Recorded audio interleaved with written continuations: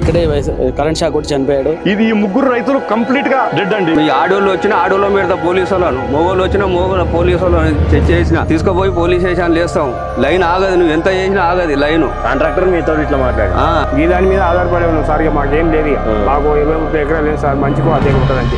కడతల నుంచి పిఎస్ వాళ్ళని తీసుకొచ్చారు సార్. పిఎస్ వాళ్ళని తీసుకొచ్చి మా డాడీని నన్ను పిఎస్ తీసుకుపోయారు. ఏమన్నా ఉన్నా మీరు ఎక్కువ తక్కువ వేసిన లోపల వేసి మేము పోలీసు వాళ్ళని పెట్టి ప్రొటెక్షన్ పెట్టి వేపిస్తామని చెప్పారు సార్. మీరు చచ్చిపోయినా సరే మీరు చచ్చిపోయిన మీరు ఇరున్నా కానీ లైన్ తీసుకోతామని చెప్పి గట్టిగా మాట్లాడుతున్నారు సార్. మేము తొక్కని ఆఫీసర్ దగ్గర గడపలేదు సార్.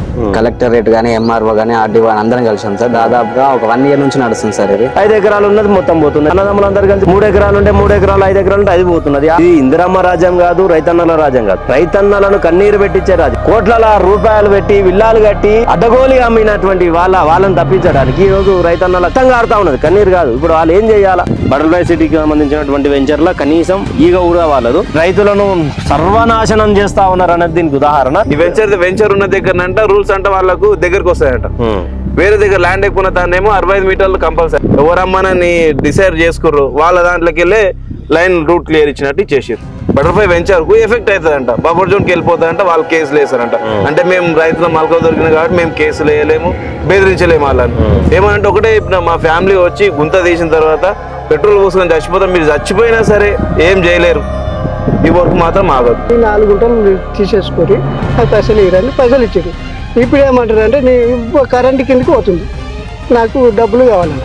నేను ఇప్పుడు అమ్మదా అంటే తీసుకుంటారు ఎవరన్నా గుంట గగం కూడా పోతాడా? నేను వాళ్ళ పైసలు అడుగుతుంది, నేను ఎడికెళ్ళి తెచ్చేయాలి. నీ బిడ్డకి టార్చర్ మళ్ళీ వాళ్ళు నా బిడ్డకి టార్చర్ పెడుతుంది. ఏమైనా వేసుకో, పోలీసు వాళ్ళ తనకో ఏడికనవో ఒక ఊరు చుట్టూ తిప్పి నువ్వు తీసుకొని పోయేవన్నా మీర్ఖాన్పేట పోయేది అటుపోతే అయిపోతాయి. అట్లా అడిగితే ఆయన ఏమంటారు, ఇవన్నీ చర్చలు అయిపోయినాయి ఆల్రెడీ అంటాడు.